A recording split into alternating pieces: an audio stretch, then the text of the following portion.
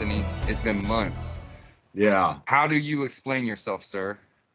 Well, for me, I had my job changed, working swing shift now, so our old day just doesn't work anymore. And then, life kind of happened and we got distracted for a bit, but, we're sorry. And here we are. We, both of us. Well, I mean, there's a lot that's happened, but with your change of shift and then the new job that I've gotten, we were kind of like passing ships in the night, as they say. And it was kind of hard to really schedule something because we also had a lot of events going on as well that we were a part of. Yeah. And even though the podcast hasn't been going, we've still been active and out there doing things with the folk and different events that have went on. You've been a participant in a few of them as well. Yeah. That marriage ceremony was beautiful. At the all thing, huh? Yeah, and then that horn we burned for Freyr, that was, yeah, that got answered real fast. So, since our last episode, as we mentioned, you've changed jobs. We've had a lot of events going on. I just want to kind of break down for people a little bit. We've been for the last several months. So here in the Pacific Northwest, we can on building a HOF dedicated to. We had some fundraising events. We've had some community ritual events in the last 7 months or so since our last episode, and we also have a program that we've been developing over the last couple years called our Ooflings program, which is it's a scout-like type of program. It's designed for children between the ages of 9 to 17. And this year, this summer in June, we had our second annual Ooflings camp, which we call Camp Kvassar. You came out to it on one of the nights and stayed till the next day. You missed the opening ceremony and ritual at the very beginning, which was a lot of fun. And it was also a very powerful and empowering ritual for the children to partake in. We had the wolf skin, which we were passing around as we were walking around a fire in a ritual circle, I guess you would call it, and passing the wolf skin from child to child as a rite of passage. And throughout the camp weekend, we had a lot of events that taught the children survival skills, taught them information from the lore. And that's really what the program is designed for, is to teach children in a natural way the belief systems of our ancestors, our belief systems today that we have, and also how to interact and understand nature and survive within it. Yeah, like it was super cool seeing them go from starting fires with flint, magnesium, sparkers, working with the bow drill, neither of which I could do. The target practice with the bow and arrow, and then at night just the sitting around telling stories, and hearing the kids talk about certain things from the myths or the runes that they know and their perceptions. Like it was like the Boy Scouts but safer, and it was cool. I would say we had 13 or 14 kids out there. Yeah. Well, I'd say 13, 14 kids actively participating, but there were families with younger kids there too. It was super. It was a very good feeling. I really believe that's the future of the folk too. That's the future of our faith, our movement. Everything is the children. That's the cream of the crop right there. And the kids, especially the real young ones, they really got to benefit because that'll be their whole worldview growing up. So they won't have to second guess or doubt themselves on certain things. And then their intuition and values will just be inherently based on that instead of relearning it, because that relearning period is tough for everyone. Yeah, I'll tell a story here about my son, who's slowly been, I guess you would call it, integrating the thought of our way of life and stuff, and he's kind of caught up with modernity in the sense that he gets pulled by kids at school into things that are really materialistic, break him away from the influences of society in the school they interacted. I ended up putting him into homeschool over this past year, and that's been tremendously successful. But as he's been learning about the faith and the runes and the gods and stuff through the Ooflings program, he actually went camping with my parents, which are his grandparents. My parents are very much Christian, and my dad, was really trying to teach him about Jesus Christ, to save his soul. And when my son came back, he was telling me about it, and he was like, I just don't understand the way that they think or believe. It doesn't make sense to me. And like, he was legitimately confused about it. So yeah. I see with our youth, to me, that's a good thing, that they're growing up with this natural way of seeing and believing in our gods and our goddesses and in the folk in the communities that we're building, that when they hear these foreign religions and hear what their beliefs are, it confuses them. They don't understand it. It doesn't make sense. Yeah. Like a slight natural defense against degradation, almost. If it's what? I said if it's developed, if it's molded. So besides the Oofling camp, we also had the All Thing, which we kind of hinted at a little bit ago. But the All Thing, for those who don't know, is a gathering of the folk here. We have a All Thing for the Pacific Northwest, Oregon, Idaho, Washington, Alaska, some of Northern California, and we get together. At least one representative from the different kindreds come, and we have a 5-day event. It was from Thursday till the following Monday. And this year, we had a live sacrifice of a boar, and it was very powerful. The whole community as a whole made their way there and touched the boar the night before. Many people just came and did that. That's a tradition that our folk have always done during this period, where people would touch the boar and send a prayer with it as the sacrifice to take to the gods. And it was a very powerful ritual done in a very traditional way. And I want to say that those are the types of things that I think other people need to see as well and be a part of. And they need to seek out communities like this, or try to build ones in their areas that are like this, because after every All Thing, I always feel complete, I always feel whole, I always feel refreshed and regenerated. And it's something, just because our folk have been doing it for thousands of years, where we gather every year, it's just something that I believe is innately part of what we naturally want to do for this societal or communal cleansing.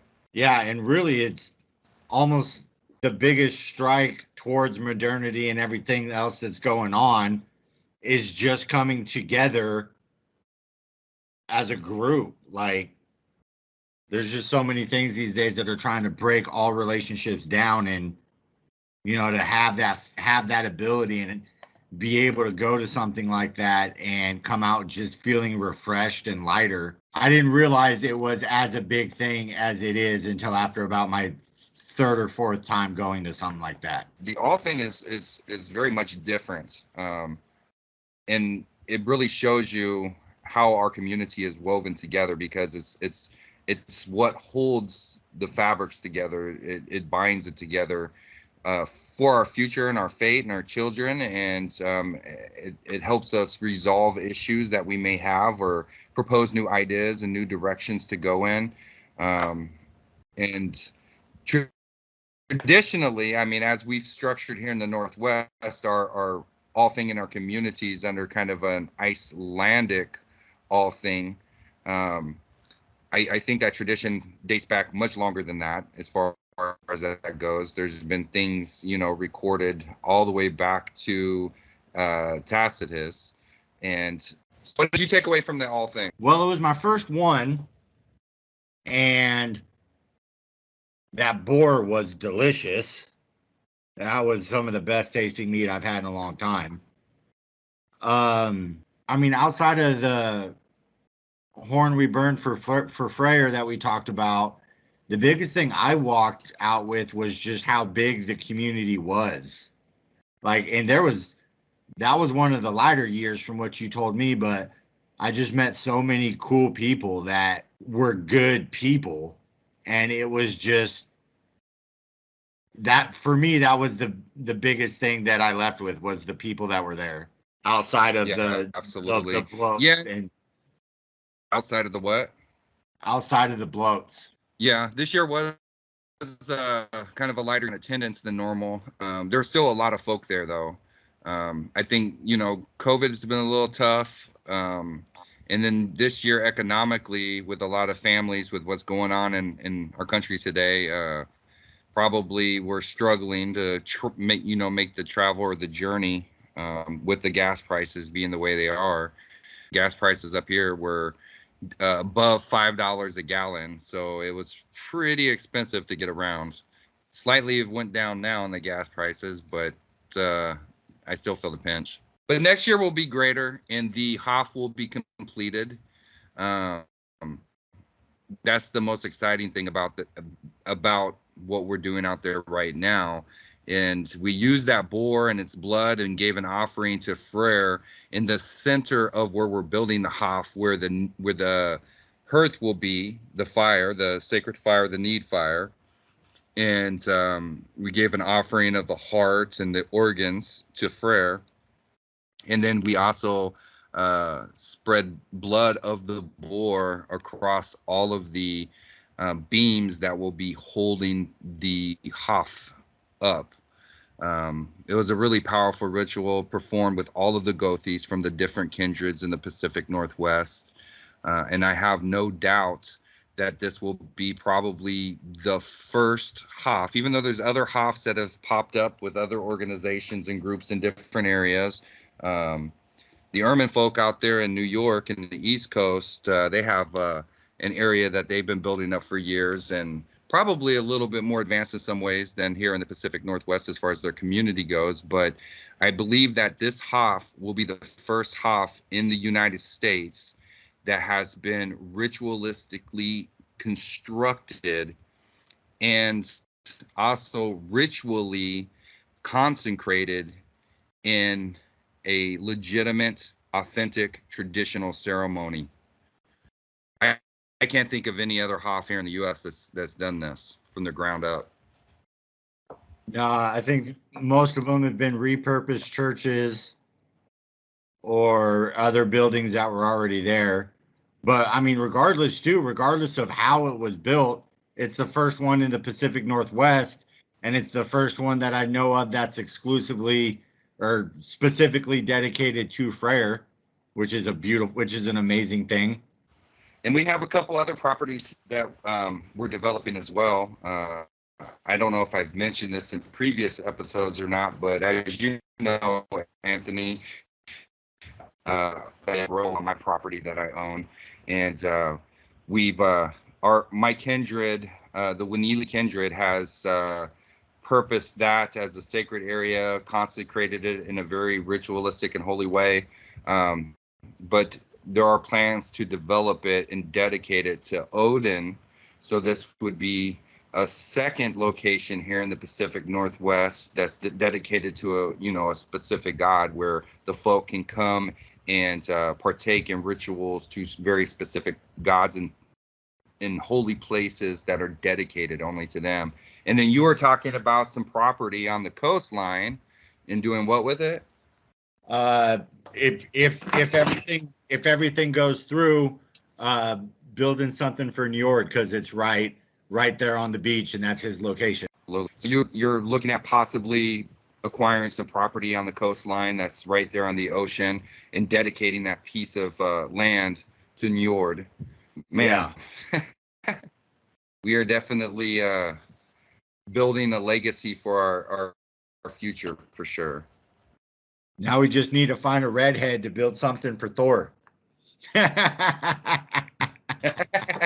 I'm sorry, Gingers. You all have souls, I swear. Well, I know you're half ginger too. You're like red blonde. Yeah, I think that's what I get for making fun of redheads so much. I didn't have the red when I was younger. I hit about 25 and boom, there it is. I'm like, okay. Yeah. Oh, and then of course, can't forget to mention in the spring, we talked about it in a previous episode with that bloat that we did, but in the spring we did some construction down in the Sacred Grove. Myself and Kaya, we erected a Sweathof, or what people might know as a sweat lodge, because since we're going to dedicate this space to Odin specifically, this is going to be a place of that's really dedicated to spiritual guidance and understanding and knowledge. And we want to have different things that are set up for different types of rituals for connecting with our gods and ancestors, and Odin specifically. And then also down there in the Sacred Grove on my area, I think we're going to name the grove itself Mimer's Grove or Mimer's Holt.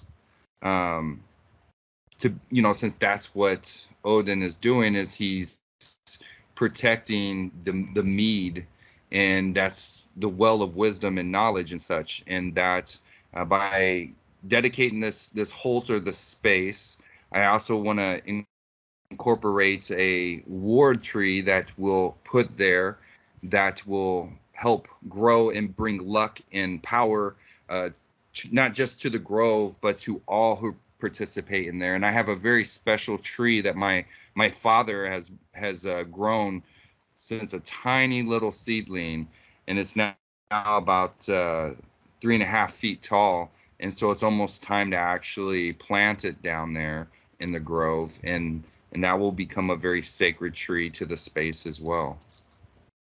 So real quick, before we move on, can you talk about how our ancestors used the quote-unquote sweat lodge, and why we're not swinging off of Native American traditions? Well, I think it's pretty documented. We see in Norway and in Finland and Sweden and such, where there are sweat lodges where people go. It's a physical purification of the body. It's part of what you would call the blodbath, or the purification for offerings. There was a ritualistic type of bath that our ancestors, specifically, not just the participants of bloats would do, but there are specific rituals that the Gothis would do in preparation for bloats or different types of rituals, and that had to do with cleansing their body physically. There's also the thought about, with the sweat lodge, built in a more traditional way, where it's a kind of a representation of Frigga, or Mother Earth, and then you are being cleansed and reborn out into the world when you exit that. So I think there's a lot of information on the sweat lodge originating in Europe itself, and also I believe that it's a pretty documented fact in a lot of historical texts about the ritual baths that participants would do before rituals. Did that answer your question? Yeah, I mean, it wasn't so much for me. It was for, I can think of a few really new people that I know listen that probably didn't, and you're better at articulating the historical stuff than I am. Well, and I know that's actually a thing where there's some people that are like, oh, you're just trying to be Native American. But I mean, even Herodotus, he talks about the ancient Indo-Europeans and a little, essentially a sweat lodge is what he's describing, that they would go in there with heated stones into this lodge, and they would actually take hemp seeds, and they would put the hemp seeds onto the heated rocks and let them burn, and they would inhale the fragrance of it. So this is pretty documented as far as the tradition itself. It's a very ancient tradition that our folk have been doing. And the specific rituals that Herodotus talks about is had to do with funeral rites, and then also before like big ceremonial rituals that were done. So it is pretty documented. Yeah, we're not one of those. We're not one of those groups of people. We're not just pulling stuff out of nowhere or from somewhere else. I've had this inner debate going on since, our last episode. I've had some different movements and transitions with my life and different things that have happened. And, it made me reevaluate, since, my sacred space is on property that I own, land that I own, and I've dedicated this space, to essentially connecting with the gods and the ancestors, and want to develop it into something very special. I've had this debate about, should I have this space open to every single person that wants to come, because this is also my personal space. Yeah. And I have a few thoughts on this, because I want the space to be special, and especially if I'm devoting it to Odin, the god of knowledge and the god of victory, and the god that set the example of the ultimate rites of passage with learning, the runes and the knowledge out of Mimir's well, that I want it to be something that is special, and it's not open to like every single person, but it would be a special thing that other people can come to or be invited to based upon their sincerity and seeking knowledge of our religion and faith and learning about it. But then the opposite side of my mind says that if I do that, how are the just regular, average, everyday folk going to learn as well, in the sacred space and participate in those rituals? I don't know. What are your thoughts? I don't know. I can see like a middle ground, like maybe allowing, everybody like at those certain rituals that are dedicated specifically to Odin, but maybe having a more dedicated thing specifically to people that kind of identify with him more, is try to emulate him and honor him more specifically. Because especially with it being right on your land, you don't want to let just anybody and everybody, but at the same point too, like Odin is still one of our gods, and if there's something for him, we don't want to block people from getting to him either.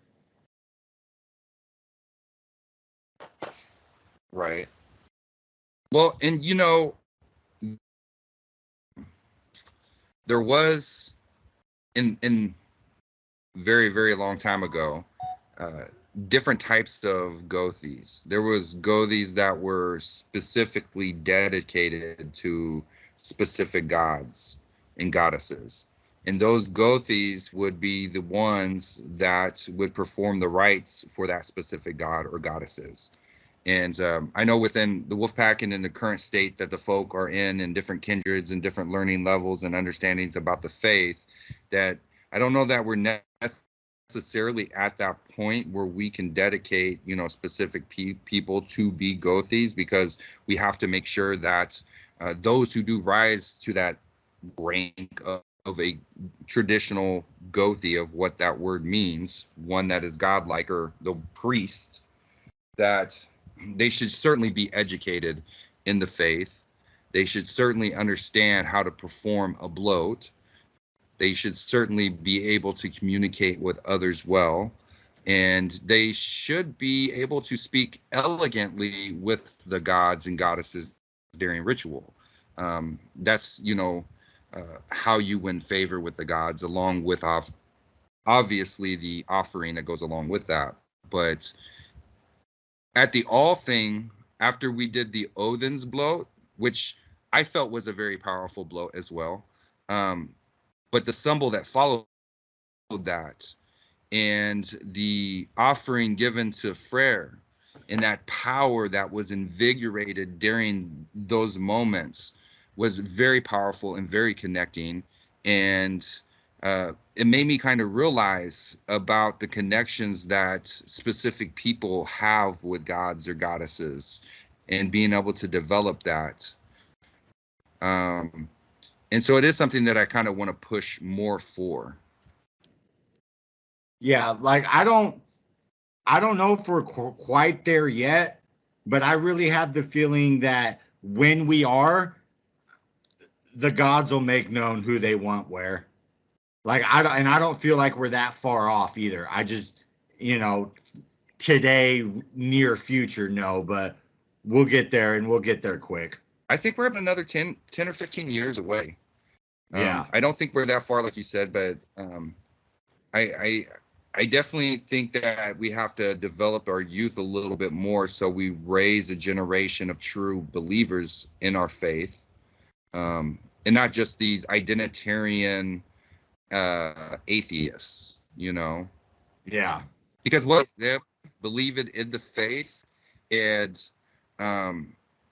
they learn how to perform these rituals, and they learn how to connect to the gods. That will be the generation. It's the next generation that we're raising right now. Yeah, and it's that generation and the one following that are really, I mean, we're laying the good foundation for them, but they're the ones that are gonna really be building up, not out. Right. And I did want to mention about the offering to Freyr as well, that for people that are listening, at the end of the Odin's blow and the symbol, I was leading the symbol, and I had announced at the very end about one of our members here in the Northwest who had just had a baby, and the mother and the baby were taken essentially to the emergency room or the NICU, and we're having some issues. And once I had announced that, we began a healing ritual, and we first call upon ear, and then another member of our community stepped forward to give an offering to Freyr for the health of that child. And it was a horn that was carved and stained by his own hands. And it was a very beautiful horn. And that was given as an offering. And then the entire community moved into a circle around the fire as the horn offering was being given, and chanting a very powerful chant to Yngve Frey. And it amazingly, the child and the mother were okay just a few days later, and went home. So yeah, they were only in NICU for like 3-4 days. Whenever my daughter was born, they wanted to actually put her in a NICU because her temperature was low, and the way that they were ending it was that they needed to put her essentially in an incubator to keep her warm so she could get sugar, because right now her temperature is down and she's burning all of the sugar that she's getting, just trying to get her temperature correct. And I know that statistically, if a baby goes to NICU, there's problems and complications that happen to more babies often than not when that happens. And so I was very insistent on keeping my daughter in the room with the mother for chest to chest, and with a warm blanket over her, drinking the milk from her mother. And by the morning, my daughter was completely fine, no issues whatsoever. I believe if she would have went to the you. There are more problems than what we had. One Yeah, of the most important things for a child when they're born is the immediate attachment to their mother. yeah, I'm not trying to be that guy, but I don't trust doctors to begin with. So Karma. yeah. So everybody that's listening, that's what's going on over the last 6-7 months. We've been very involved in building the Hof, different events, and different rituals and ceremonies that we do at different parts of the year. But we do want to move forward with more episodes, and everybody that's listening and those that have messaged us asking if we're going to make more content, we're very dedicated to it. But life happens. As we mentioned, Anthony's shift changed. I had a little change with my job situation as well. And but I think that the end of the summer is coming, and we're not busy with events throughout the summer. And things that we like to do just to enjoy the summer break itself. And we definitely plan on making more content like this episode tonight. Anthony, I don't know exactly if we should continue to make this season 1. I'm almost of the thought that this is the beginning of season 2. Yeah, I think yeah, I was going to say I think that break was kind of a natural separation of sorts. Well, how do we move forward, and what do we talk about? Are we going to just pick up where we left off, or are we going to begin a new journey with a new type of conversation? Or, what are your thoughts on it? Well,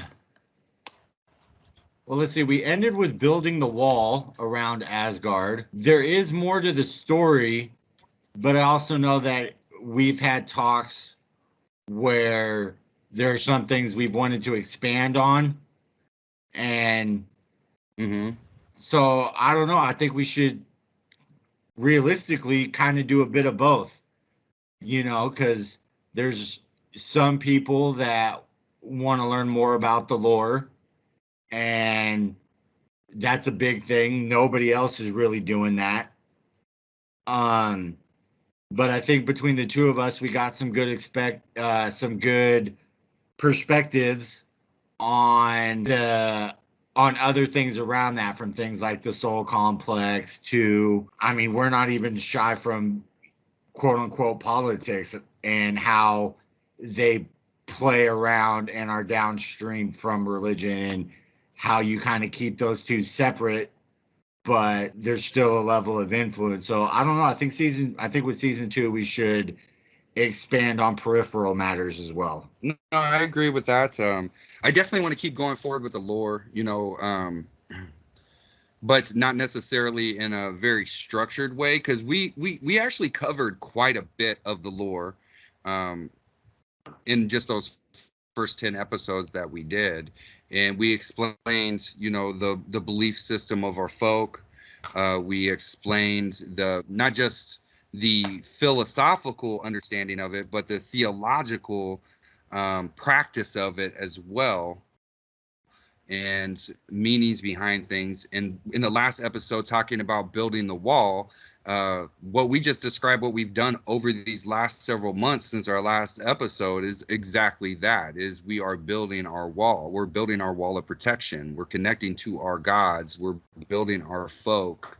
And then moving forward in the story, we can connect to different things in the lore that we've learned about, with modern things that are happening or historical things. I definitely want to talk a little bit about history too, because this starts playing into the lore.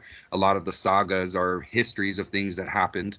And just like I mentioned, my son coming back from the camp with his grandparents, and him realizing that Christianity's belief system seemed very weird and foreign to him.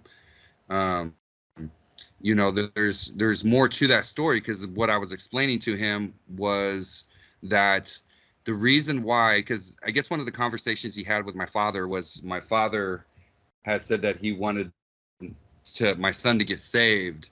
So, and my son's response was, get saved from what? And my father's response was, to get saved from hell. And that's the thing is, we talked about, or at least mentioned in the past episodes of season 1, about how Christians, Roman Catholics specifically, when they began conquering our folk and Europe as their own, to get people to convert, they essentially tried to tell them that hell was a bad place to go. And but it's not, but that's how they convinced our folk. And so that Christian belief to get saved from hell, or get saved from the religion and connecting to your ancestors, I think that history of that Christian conversion of our people is going to be a very important thing to talk about throughout season 2, as we're talking about the lore and different sagas and chronicles of our people and our faith over the last 1,500 years or so. Yeah, and I think that would also serve really well to not only address the Christian influences on our faith, but how to discern from what some people would call the Christian propaganda and actual heathen practices when you're looking at this stuff, because it's there. I mean, I would almost argue, I wouldn't say it's blatant, because that's really not their MO, but to know what to look for, because there's a lot of people that they want to throw everything away because they say it's tainted by Christianity. And there's some truth to that, but I would argue it's not as drastic or subliminal as they make it out to be. No, I agree with that. And I mean, that is actually a very classical psychological response of people, is to, oh, well, this water here has been tainted, therefore let's not drink it, but they're missing a very big and powerful part of our folk, and that connection with that soul that makes us the people that we are today. But it is, in my view, a very reactionary view, just like a lot of the identitarian movements over the last 150 years that have sprung up. I think they're sprung from things that are very positive, and I think it is an awakening of the people when these things happen.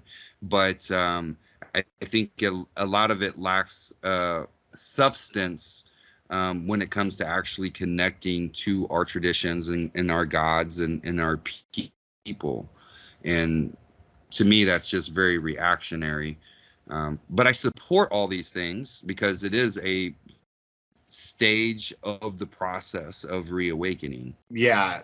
And on that same note, like, even though it's not our shining moment in history, those people that converted and did the conversions one way or another were still some of our folk. And there is something to be learned from that in various ways. There are still people to learn from. Yes, conciliation that one has to have, because it is still a part of history, it is still a part of things that happened. And some of our own very ancestors participated in different things, I myself, I come from a Merovingian line, and they were some of the first kings of our folk that converted. And so they had very impactful things that they did, and over, the course of their power, that were not beneficial to our ancient ways and the connection to our gods and people. And it's a hard thing to reconcile in your mind, but at the same time, they are the people that I come from as well. And for me, that reconciliation is my acknowledgement of what my ancestors have done, and then moving forward, trying to repair those things over time. I would also, maybe call this, overthought or whatever, but, learning what happened and how it happened is the surest way to hopefully never have it happen again. Because I think we're all starting to see how well that those decisions worked out for us as a whole. We can't forget, and I know that you got a copy of it, and we talked about it in previous episodes, but for those who have been keeping up with our episodes, the Noriana Society just released here about 2 months ago or so the Eifenruner book. Very, very important book for the folk. Must have for anybody that's serious about learning about our faith. The work is a piece that's for the reconstruction of our ancient traditions, the belief systems and the gods. It explains it step by step with source materials. You have a copy of it. Have you read the whole thing yet? No, I'm about a quarter of the way through. I read super slow. The biggest thing that I like about it is that it was all written by people that actually practiced the faith and did a lot of research. It was not haphazardly put together. Like, that's something that I've been griping about since episode 1 is we need more of us putting the information out there, not secular or out of faith scholars telling us what to believe. Like, we have to have our own, and they are the first group that's really doing the studying from a perspective of somebody that worships our gods. Right. They've certainly been at the forefront of the reconstruction of our faith. I can't think of a group of more devout and knowledgeable people to do that. Mark Perrier, know him personally, great guy, love him. He's the founder and the director of the Noriana Society. He is shown just by his works alone, in the knowledge that he shared, his devotion to the gods and reawakening that vision. I think I mentioned in a previous episode about a dream or a trance-like experience that I had where I had seen a huge property that had different fences around it. And I had shared that same experience with Mark, and he had told me about a very similar experience that he had where there was a figure there and there's all these dead ravens on the ground, and he points at the ravens, and then he points to the sky, and the ravens just raise. These are powerful things, the gods speaking to us and people fulfilling their destinies. And so I just want everybody to recognize who Mark Perrier is. And in 100 years, people are going to see him as a very important figure in our development in the study of our faith. My personal thoughts. I am biased. Yeah, I've never met the guy, but I watch his YouTube videos and I like his vibe more than anything. Like, and he can very much articulate his point on research and facts and not exclusively on a feeling. So that was my plug for the episode. The Eifenruner book. And that book, just so everybody knows, is one of 2. There will be a second one that comes out in probably a couple years from now. It will be Alderruner.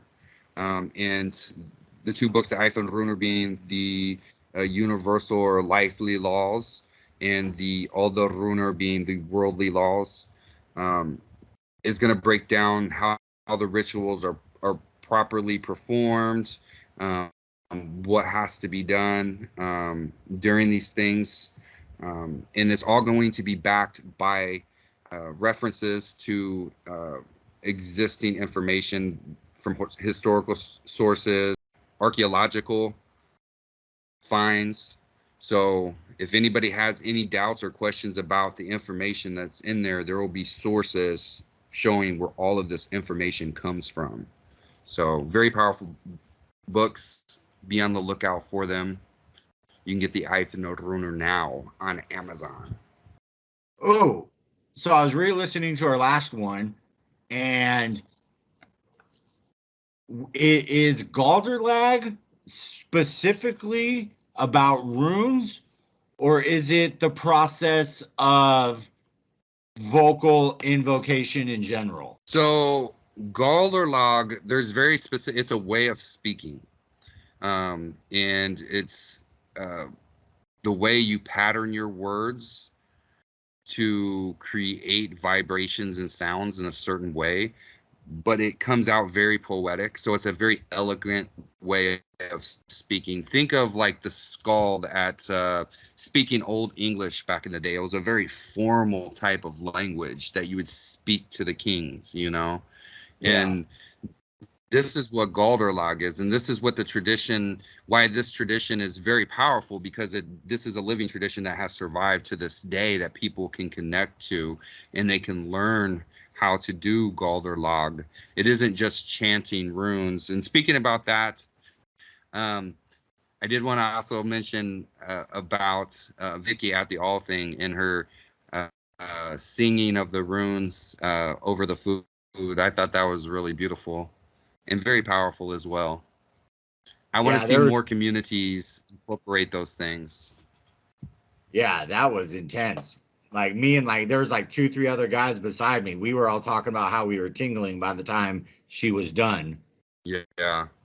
But not to get sidetracked off of that, but Galderlag is a very specific way of structuring your sentences with certain amounts of verbs and such and nouns in a way that rhymes in a specific poetic fashion that's in a formal way of speaking, if that makes sense. That's the easiest way to describe it in English.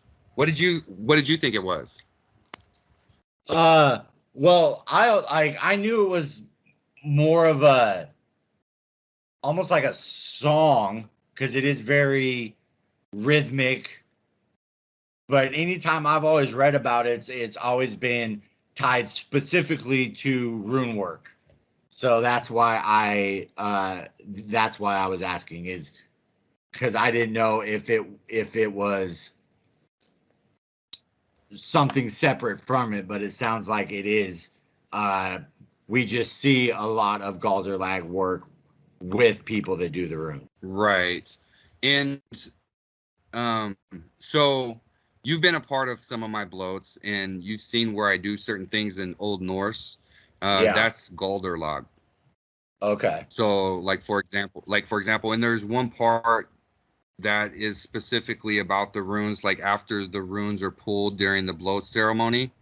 Yeah. And then they're scraped in the bloat bowl with the holy mead, where it's like Alarvaru Avskafnar Thierovaru Arisnar. Like in the old days when they scraped the runes and they risted the runes, they scraped the wood and risted the runes. And then it talks about mixing it with the holy mead, where they're ok vital with in helga mead, that you scrape it into the mead to send it, right? Ok sindar avida vega, and that you're sending it off to the gods as a gift, essentially. So like those things are Galderlag, where you're speaking to the gods in their language, from a very powerful tradition that's existed and survived to this day. So the power that I believe that it has by doing that, I believe that is the most powerful way to give offerings to our gods. Not the only way. I think that the gods certainly hear us and understand our tongues, because our language today is still a form of the mother language, a descendant of it. But I think that speaking their native tongue in ways that they spoke is the most powerful way to connect with the gods. Have you kept up on our buddies at the storekeeper and the Norse god guy? No, I completely forgot about that until I re-listened to our last episode a little bit ago. I completely spaced it. What's the news front on that? Inquiring minds want to know. I really catch up them, just because, to me, they are Lokians, and they speak very eloquently, but I did see a post that they put up the other day where they were talking about people question themselves on whether or not they're practicing the religion right or not. And in their posts, they're talking about, yes, you're doing it right.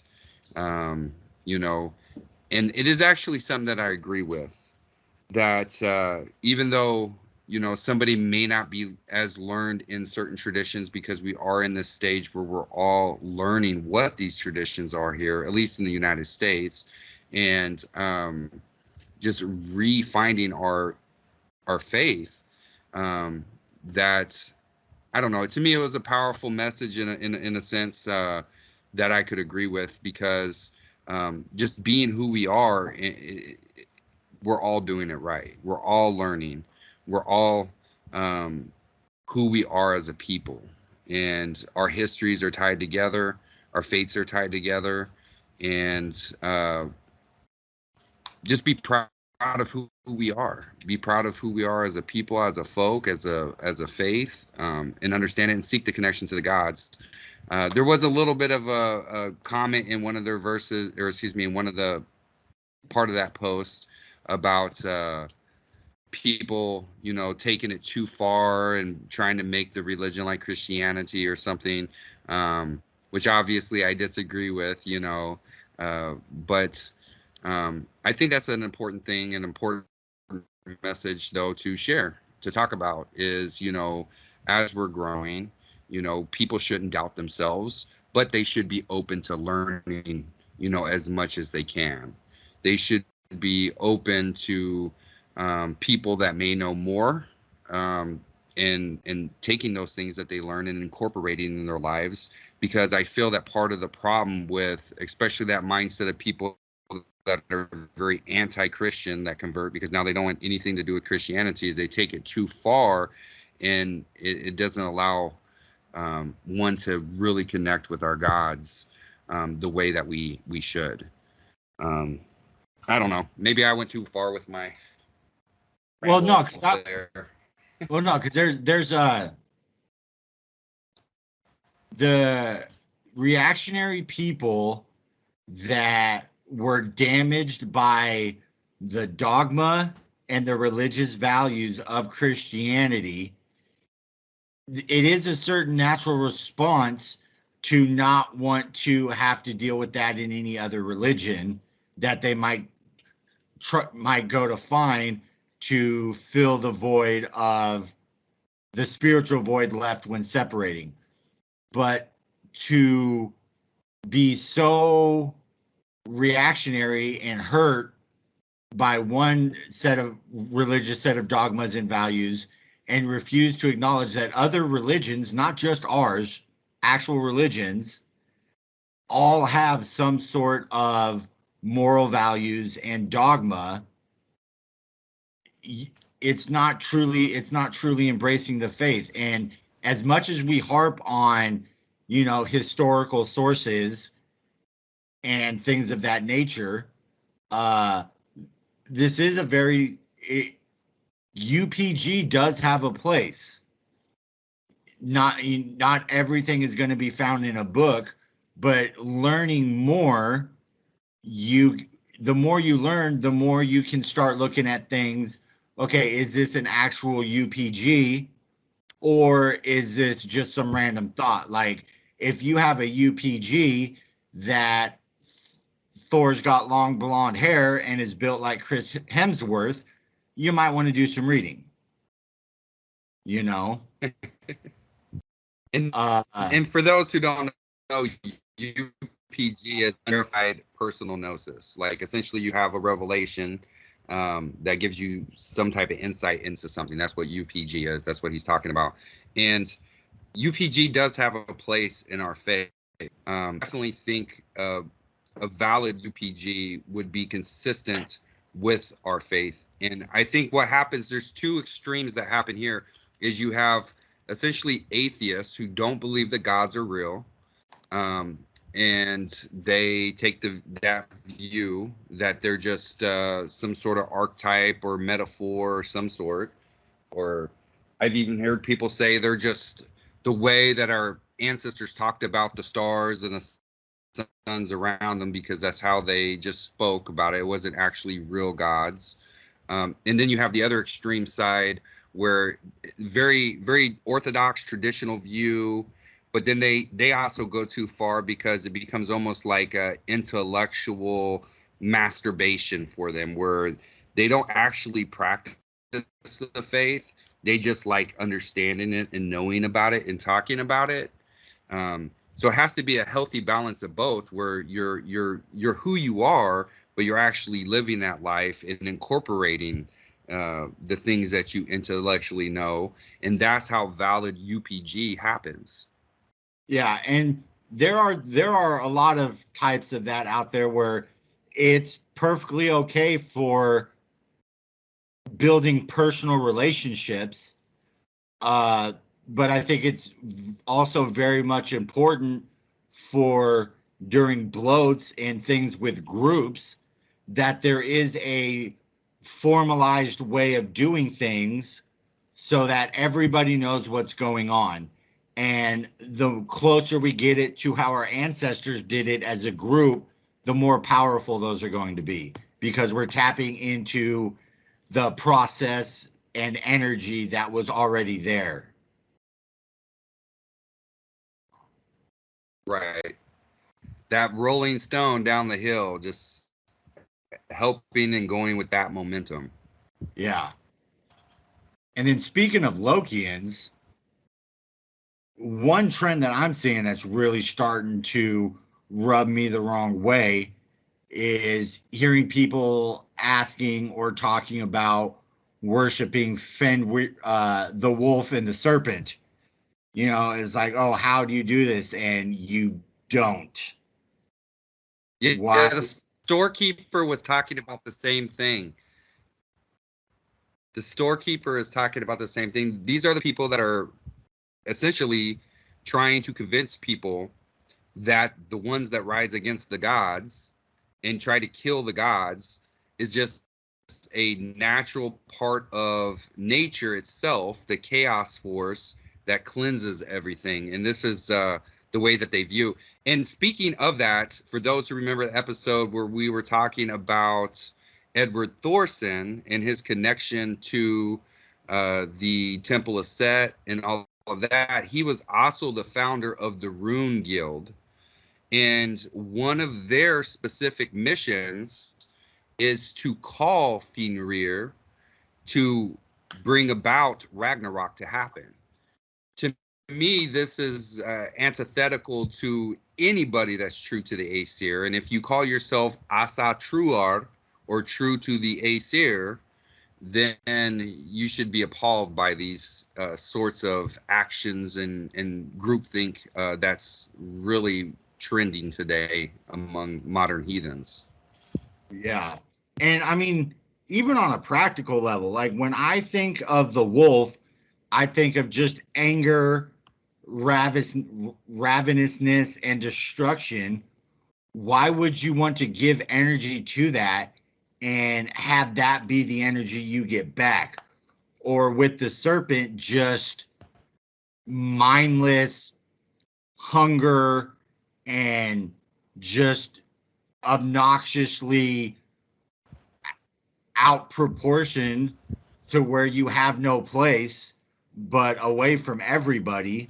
Like, again, why would you want to give energy to that to get that kind of negative energy back? Like, I mean, don't get me wrong, there's a part of me that's always comfortable in chaos, but why would I want to invite that to be my whole life or all the energy that I get? Yeah, it's suicidal. Yeah.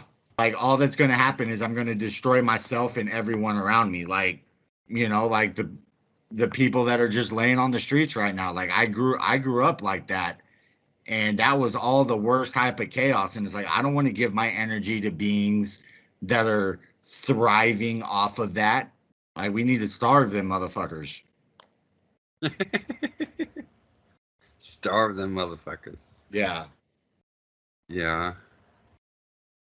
Because if they, but then how do we reconcile that difference and understanding, and still try to incorporate and bring together the folk? That's the real challenge. That's the real question, is how we do that. Call me harsh, but Like, I just genuinely feel like when they're ready, they'll come. Like, I think there's so many people that are just so damaged and so consumed by negative things and negative forces that it would be suicidal to try to reach out and help them. Yeah.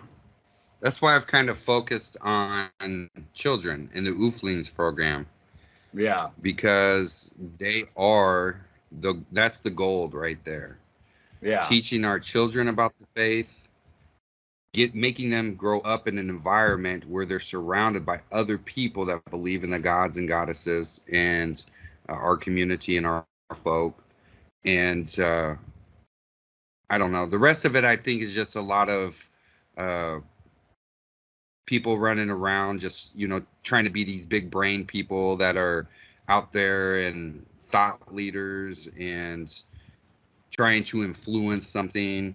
And it's not actually anything that's trying to build the folk, but rather just trying to create a name for themselves. Yeah. Well, and then on that same note, when I think about, like, even if you take the more usual perspective of Loki being a Jotun, I mean, look what happened when the gods let him in. He looked good, he sounded good, but he had a whole lot of negativity with him, and it set everything off. You gotta keep those type of people out. Love them from a distance. Sure. Yeah, and then another trend that I actually want to get into this in some other episodes, but over the last several months, during our absence, there has been a huge trend of essentially Neoplatonists that are trying to invade the Germanic heathen sphere with their Neoplatonic belief systems. And I think that's actually a real danger to our folk, because it's the abandonment of polytheism. It's monism. At the end of the day, they believe there's one single source for everything. And our folk, our people, the Germanic tribes as a whole, were very hardcore polytheists. They never saw anything as a singularity or a unity. And this new trend of what's being deemed as pagans that are arising, and it's mostly coming out of Europe. They are essentially trying to invade or influence the trend of heathenism as for the Germanic people as something that it's not. They're trying to equate the two as the same thing. Yeah. Have you seen that? I mean, I just think of a certain group of people that have the approach. I didn't call it Neoplatonism. I didn't even know what that meant till you just said it. But yeah, there are more and more. There are a lot of people that seem to be trying to meld a lot of things together, and it's just wrong. A lot of it has no base in what we read. And it's a prime example of UPG being baseless and taken too far. Right. Well, and it kind of ties to the other little cultish thought of the Sanatana Dharma that a lot of people are of the Germanic stock are attaching to as well. And we've discussed this in past episodes, where they essentially look at the old Vedic or Hinduist religion, and they try to say it was the same as today, and they adopt those views and practices and stuff because they think that it was all the same. And I think that we did a pretty good job explaining how it's not the same, and we don't really need to revisit that topic. But just in general terms, talking about building the wall around Asgard from our last episode, is we do have to protect our minds as a whole, as a group, from these things.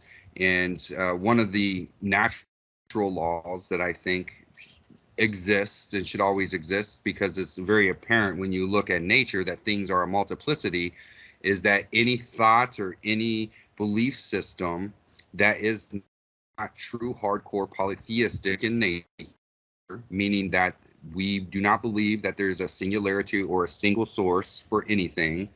But if those thoughts try to creep in, that we shut them down.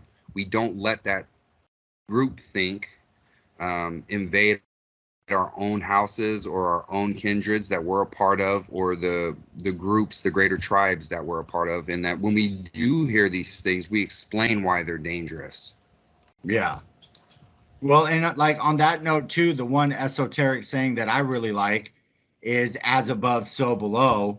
And for argument's sake, me and you have very similar a very similar physical description, similar attributes and things that we're good at. But to say we're the same person is not true. So, like to use, I've heard Thor and Zeus are just the same god with different names.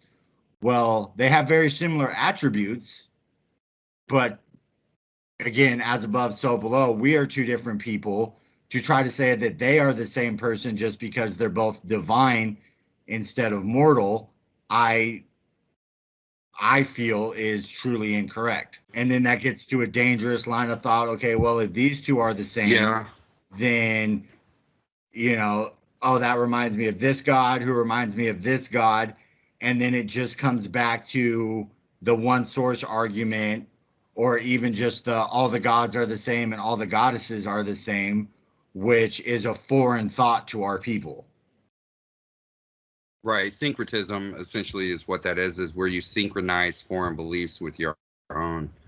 Yeah. And a lot of people don't realize, though, especially like Plato himself, he came at the end of the greatness of the ancient Greeks. And he was one of the people that actually his thinking process helped destroy polytheism in ancient Greece. Yeah. I mean, there's truth in what people write about. Even Plato, he had a lot of very deep philosophical understandings of the system that he learned. But from like the Indo-European tradition itself. And I think that's actually a problem, is people equate like any awesome thinker of the Indo-Europeans, even into what I guess you could call it modern times, but more back in the 1800s, a lot of the Renaissance throughout Europe and Germany and such, when you have all of these philosophies pervading, they don't realize that a lot of these understandings were Eastern thought that crept in, or from Russia, where these thoughts and thinking processes crept in. One person that people really attach themselves to is Guido von List, where they see him as this progenitor of a tradition, which Guido von List says was revealed to him when he was blind. But he himself, if you read his works, he actually believed in a singularity, that there is one source for everything. And he learned his tradition from essentially the East. That's where his tradition comes from. Well, I mean, at least he didn't learn from a CIA PSYOP operative. Oh, did I say that? That's true. AKA Edward Thorson. Did we talk about that? Did we go that deep into Edward Thorson in the last season? No. And I listened to an interview he did. It was 10 years ago. He was talking about his Lords of the Left-Hand Path book. And all he could talk about was Michael Aquino and Anton LaVey. Like, when that's Yeah. when that's your philosophical and intellectual idols and people you aspire to be like, I don't feel there's room for your thoughts in Reconstruction. Like, I realize he's one of the big names in a lot of circles, but his history, and when I hear him talk, I do not hear a heathen. I do not hear anybody truly following the path of our gods. Both you and I know from firsthand experience that there are some organizations out there that actually base their knowledge from Edward Thorson's works, and they have essentially developed a practice that is not jived with what we know is the tradition of our people. And it is one that was intentionally set to mislead our people, and yet they still attach to it so strong. And here's the thing, though, is there's the question, because I've had the question asked of me, is like, well, the reason why it's so hard is because people don't want to feel like that they've been practicing the religion wrong, that they don't want to feel like they've been doing something that's not valid, and that's why they shut out all this new information and they keep going with what they're doing, because that's what they learned and they're trying to build a tradition from that. It's a valid thing. Yeah, it is, but at the same point, like, a lot of these types of people, when they talk about their faith, they talk about how they're reconstructing it, and a part of reconstructing is taking new information and adapting to the new information you find. Like, I don't like when I hear a lot of people say that, to me, all they're saying is that they're stuck in their ways and they have things going on in that understanding that if they were to adapt, they feel like they would lose the influence that they have. Well, and the thing is and there's certainly definitely a truth in that, for sure. But then their response is, the biggest thing that I've heard is, oh, well, if we changed it every time we found a new piece of obscure lore, we would never have a true foundation. I've heard that before. Right. Yeah. No, that's the response, which I can understand that. But whenever number one, there's not that much of a change. Number two, usually the changes fit within the structure of what most people do for like bloats and things and rituals anyway, and you don't have to do all of the changes at once. It can be a gradual thing, because people are in a learning stage of our faith, where you're teaching people. Like, with here in our organization here, the tribe here in the Pacific Northwest, we've been introducing chanting during rituals. There's some people out there that still write their bloats on a piece of paper and they just read it, and they perform a ritual by reading that piece of paper that they wrote or what somebody else wrote. And that's okay to do when you're first learning and starting out. But as a community, we have to develop to where we know these bloats inside and out, inside of our minds, inside of our hearts, and inside of our souls. We have to go beyond just the peripheral action of doing something and actually connecting to what we are doing. Yeah, and like you said, you don't need to change it with every little thing, but you take the information as it comes, and as you're able to use it, you use it. Use it or lose it. Yeah. Wisdom not used is a sword not drawn. We're going to have an episode So this season, for season 2, for the Sacred Stew, we're still going to delve into the lore and stuff and explain it as we go. But definitely one of the things that I want to talk about is fate and fatalistic beliefs, divination, things like that, because you know, I hear so many people have this debate about within, you know, the Germanic paganist worldview of whether or not things are fated certain ways, how that works. And I know that we talked about it before a little bit with fate and Erd and Odin and the tree and such. But there's something in the Eifenroner book that it was a very powerful statement. And I already had this concept of fate anyway, but the words themselves just were like the perfect wording to share with other people. And essentially what I want to delve into is fate and divination, because there are many people in our folk that don't believe that things are fated to happen in certain ways, but yet they still like pull runes. They still all do all these different type of rituals and such to try to understand fate, read cards or whatever it may be that they're reading, the sky, the moon, augury. But